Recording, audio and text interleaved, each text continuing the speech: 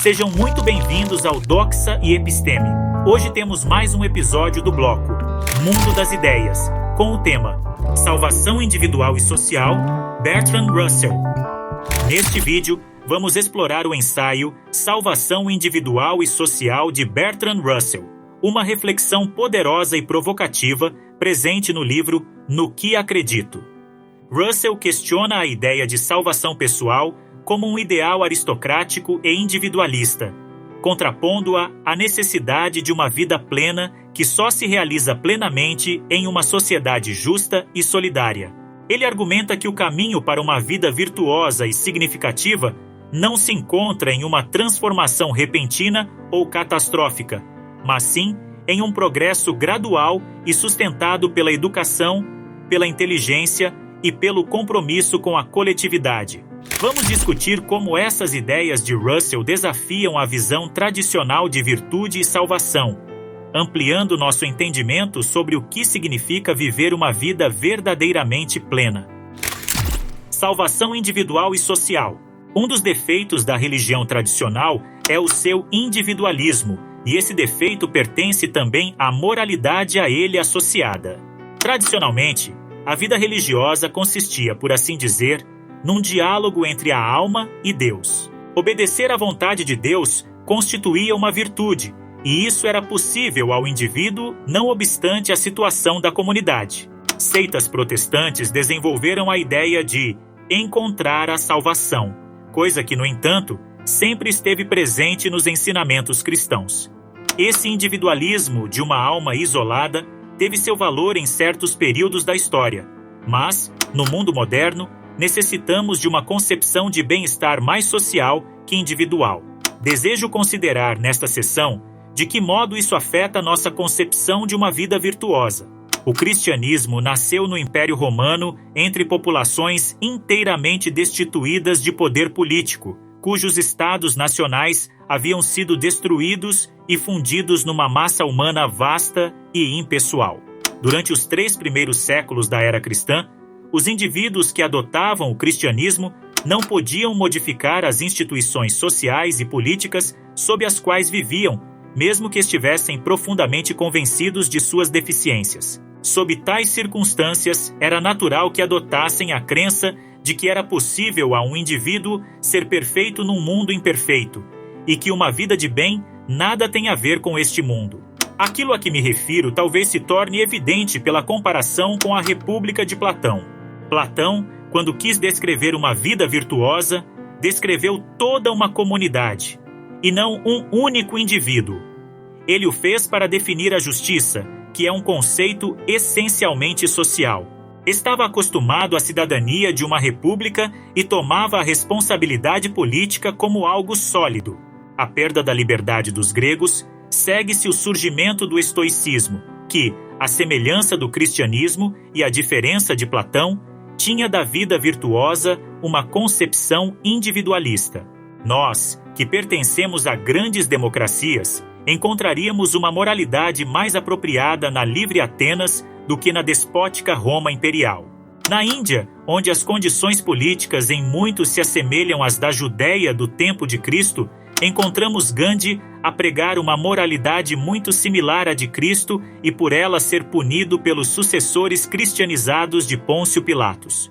No entanto, os nacionalistas hindus mais radicais não estão contentes com a salvação individual, querem a salvação nacional. Nisso adotaram o ponto de vista das democracias do Ocidente. Desejo sugerir alguns aspectos sob os quais esse ponto de vista, devido à influência cristã, ainda não é suficientemente ousado nem autoconsciente, mas se acha ainda embargado pela crença na salvação individual. A vida virtuosa, tal como a concebemos, demanda um grande número de condições sociais, sem as quais não pode realizar-se. Como já dissemos, ela é uma vida inspirada pelo amor e guiada pelo conhecimento. O conhecimento necessário só poderá existir se os governos ou os milionários dedicarem-se à sua descoberta e difusão. A disseminação do câncer, por exemplo, é um fato alarmante. E nós? O que devemos fazer a esse respeito?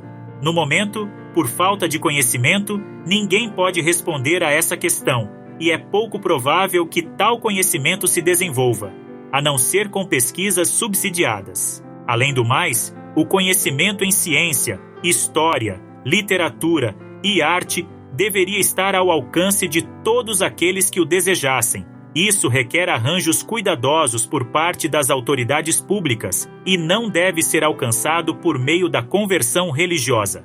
Há ainda o comércio exterior, sem o qual metade dos habitantes da Grã-Bretanha estaria passando fome.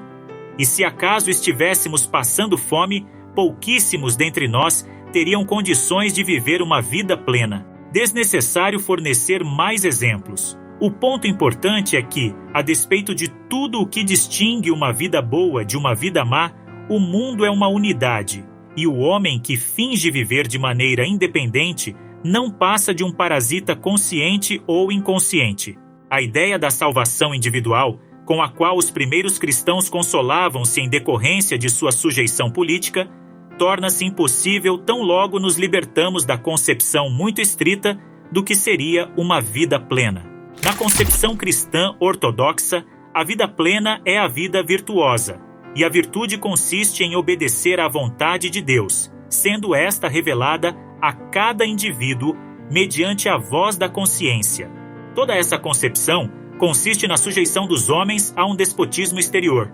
Uma vida plena envolve muitas coisas além da virtude, a inteligência, por exemplo.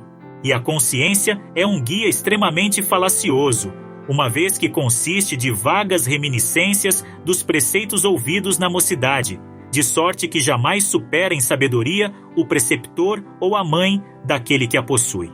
Para viver uma vida plena em seu mais amplo sentido, um homem deve contar com uma boa educação, amigos, amor, filhos, se os desejar, uma renda suficiente para manter-se a salvo da pobreza e de graves apreensões, uma boa saúde e um trabalho que não lhe seja desinteressante.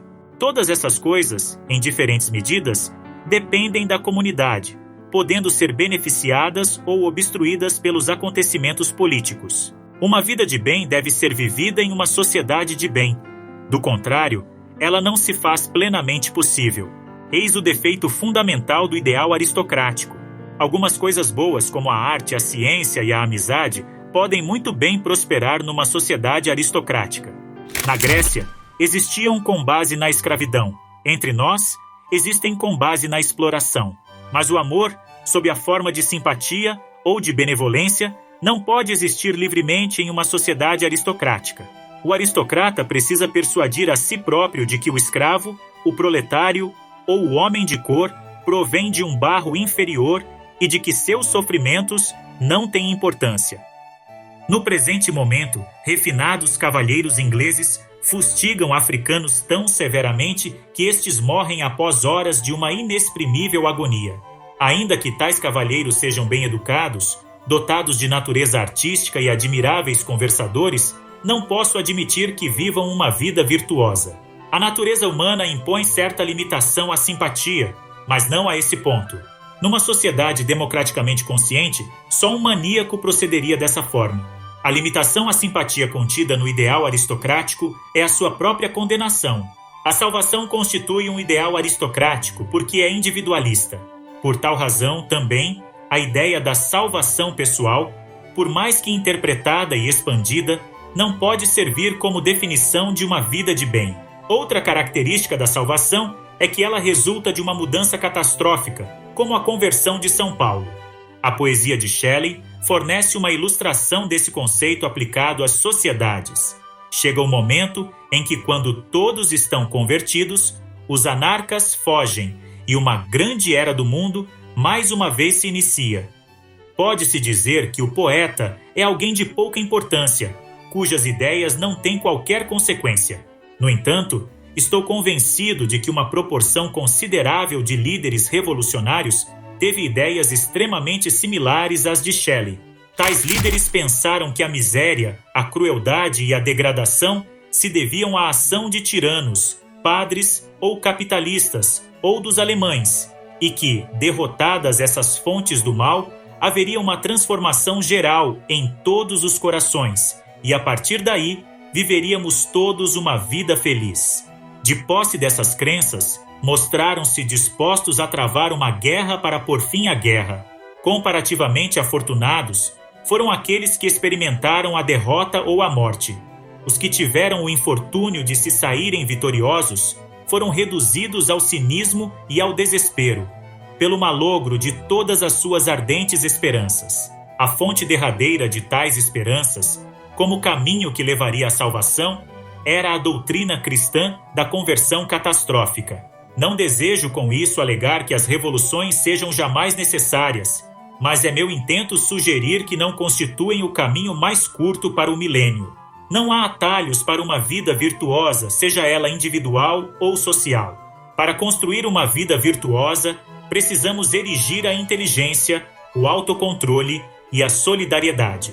Trata-se de uma questão quantitativa, uma questão de progresso gradual, de formação inicial, de experimentos educacionais. Somente a impaciência inspira a acreditar na possibilidade de um progresso repentino. O progresso gradual possível e os métodos pelos quais ele pode ser alcançado constituem um problema que compete à ciência do futuro resolver. Mas algo, no entanto, pode ser dito agora.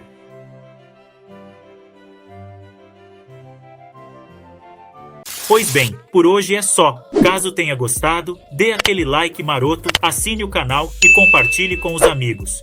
Um forte abraço e vitória sempre!